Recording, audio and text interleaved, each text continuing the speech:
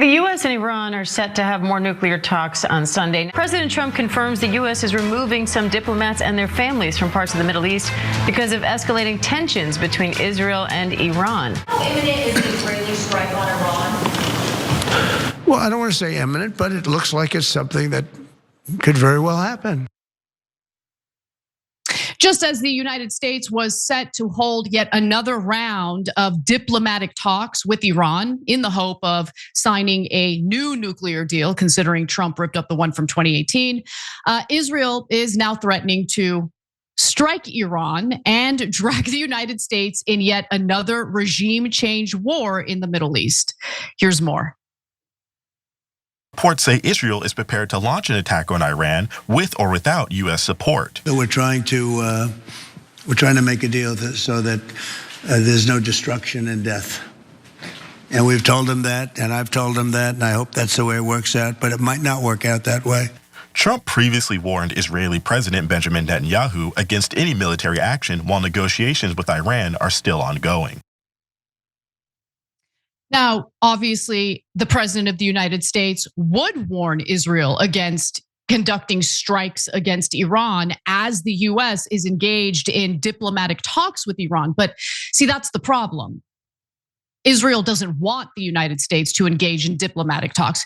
Israel doesn't want the United States to secure a nuclear deal because a nuclear deal would kind of eliminate the justification for Israel to drag the United States into a hot war with Iran. And of course, the real objective here for Israel is to get the United States to engage in a regime change war. So at the end of the day, the most powerful country in that region is already Israel, but Israel is constantly worried that there might be some retaliation for their bad behavior by Iran. So they want to ensure that Iran does not obtain a nuclear weapon, but don't make the mistake of thinking they're going to stop there. They do want regime change in Iran, but more importantly, they want to essentially drag the United States to fight that war on their behalf. You want to know why? Because they literally would not be able to win that war without the assistance, without the aid of the United States.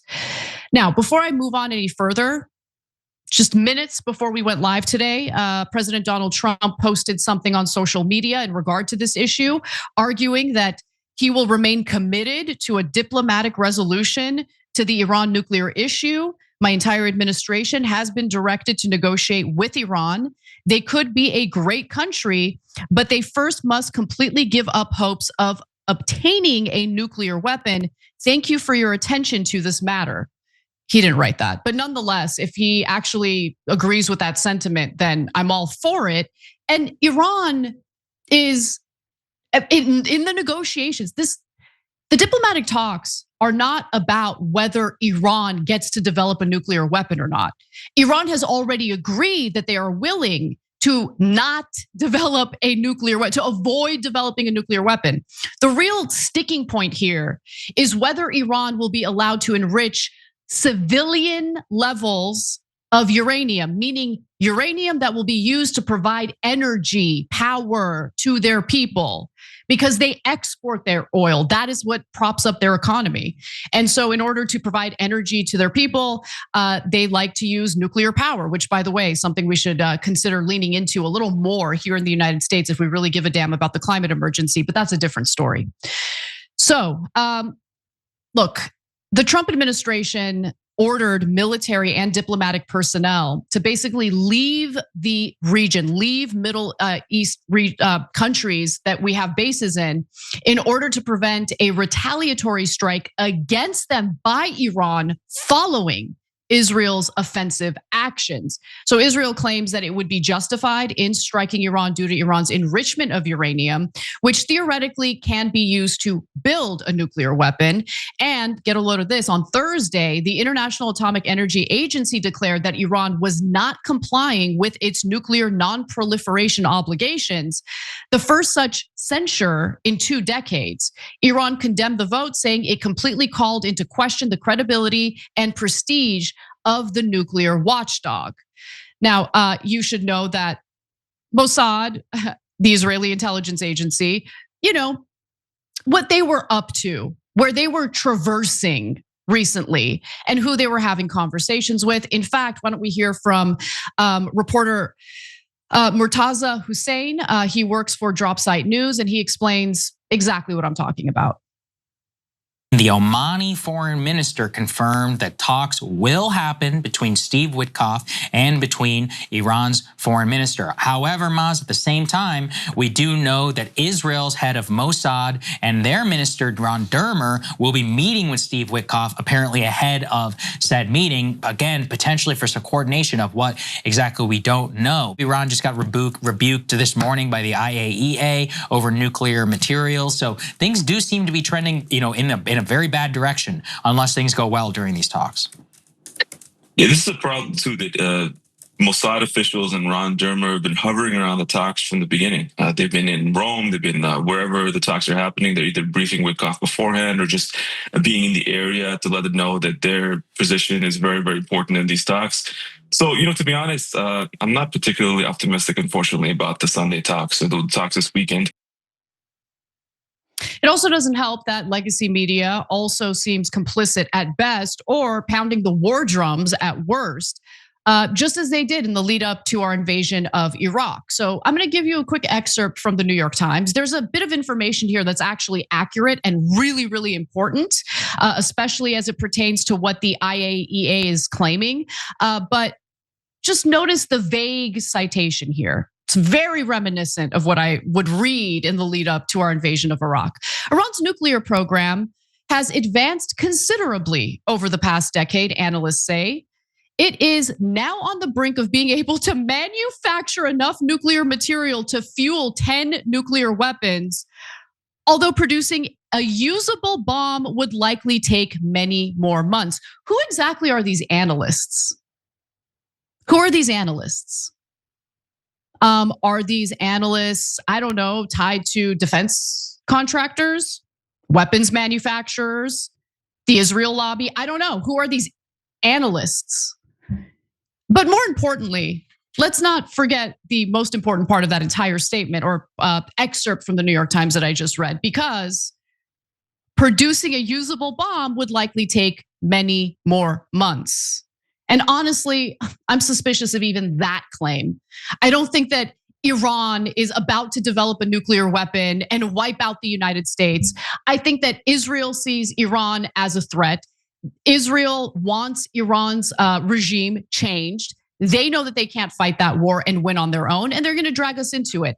And the fact that there's currently an effort to manufacture consent for this drives me absolutely insane. So let's get to the rest of this. Israel wants war. Netanyahu in particular has been beating the war drums for years, for decades, as it pertains to Iran. I can show you evidence dating back to the 1990s. In fact, why don't I do that right now?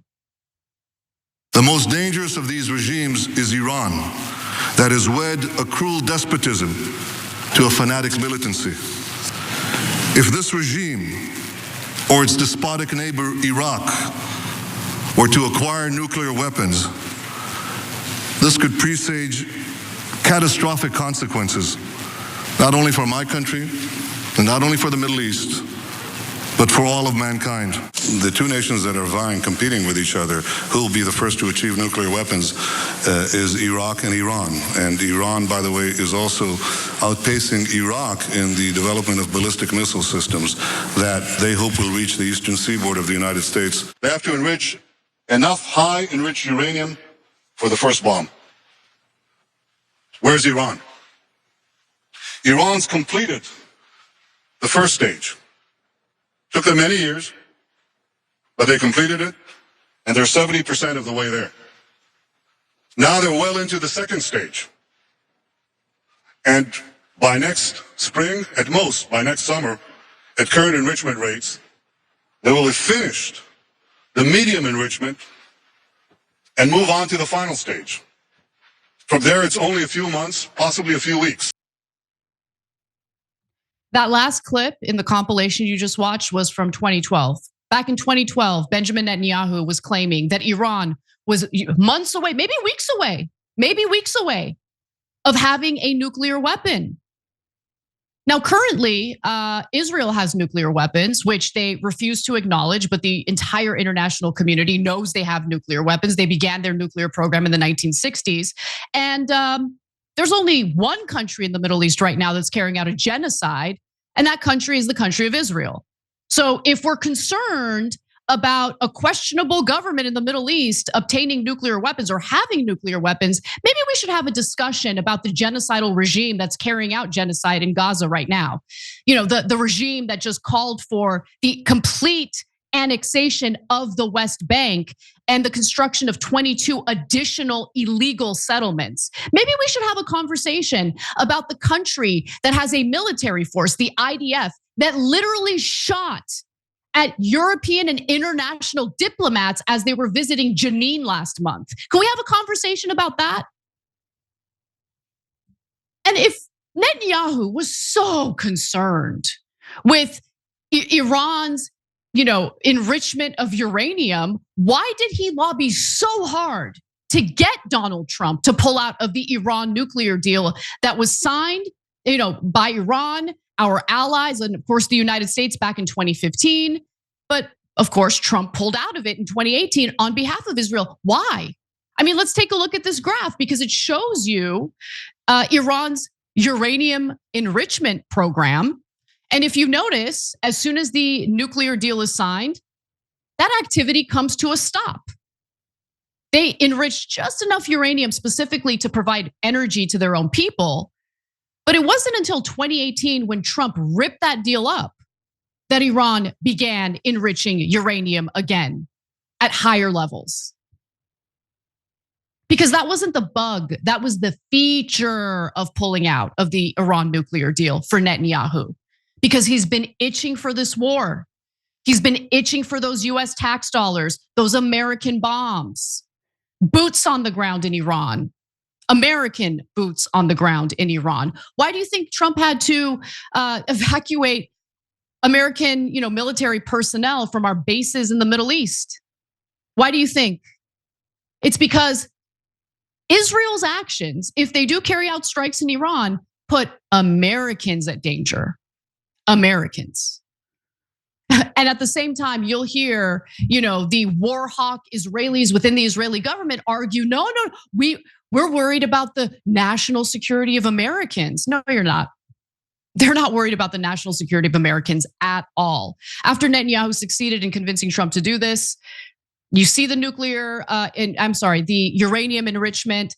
Then Netanyahu is currently acknowledging that Iran and its proxies have been severely weakened due to Israel's ongoing attacks over the last year and a half. So he will acknowledge that they're weakened and they're less of a threat. But nonetheless, Iran has been weakened since Hamas launched the October 7th, 2023 attack on Israel that ignited the war in Gaza.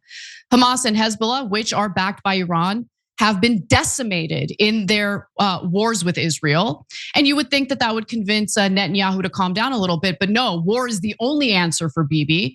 Netanyahu has privately argued that Iran's vulnerability will not last long, meaning that Israel has a limited window in which to launch an attack. He just wants war. Doesn't matter if Trump is trying to pursue diplomatic means. This guy, Netanyahu, his government, they want war. They want to drag us into it. It's just so obvious and so clear. And by the way, the New York Times decided to keep citing the ominous analysts in their piece, writing that Israeli strikes against Iran's air defenses last year weakened their capabilities, allowing Israeli fighter jets to more safely launch a new mass attack, according to officials and analysts. If Israel waits too long, Iran might restore them, analysts said. Who are the analysts? Is there a possibility that the analysts have a conflict of interest here that we should know about, but we can't look up because they're not being named? What a pathetic report. But look, things do not look good when you have Donald Trump downplaying the prospects of a deal with Iran. Now, he said this on camera prior to posting that we still favor diplomacy post on social media. But nonetheless, this doesn't really inspire much confidence in the Trump administration. Take a look. And what's the main impediment to getting a deal? Well, they're just asking for things that you can't do. They don't want to give up what they have to give up. You know what that is. They seek enrichment. We can't have enrichment. We want just the opposite. And so far, they're not there. I hate to say that because the alternative is a very, very dire one, but they're not there. They have given us their thoughts on the deal, and I said, it's just not acceptable. Do you think you're going to be able to stop Iran from enriching its? I don't know. I did think so, and I'm getting more and more less confident about it. They seem to be delaying, and I think that's a shame. But I'm less confident now than I would have been a couple of months ago. If they don't make a deal, they're not going to have a nuclear weapon. It would be nicer to do it without warfare, without people dying. Yeah. It's so much nicer to do it. No, it would be more than just nice to avoid a hot war with Iran. Because if Trump decides that he is going to be dog walked to the extent that Israel pushes the United States into a conflict, into a war with Iran, a lot of people are going to die. We would need boots on the ground to fight Iran.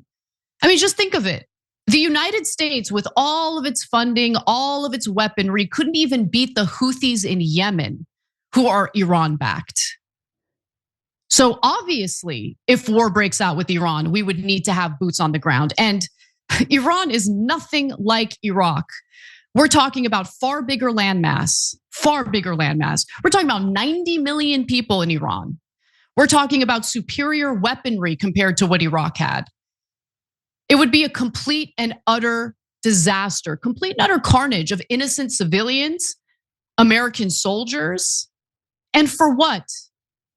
Because the current Israeli government doesn't seek diplomatic means of ending Iran's nuclear program? It's ridiculous, but that's where we are. We'll see what happens. But for the love of God, please, someone keep that pig Mark Levin away from Trump. Every time you ring the bell below, an angel gets his wings. Totally not true, but it does keep you updated on our live shows.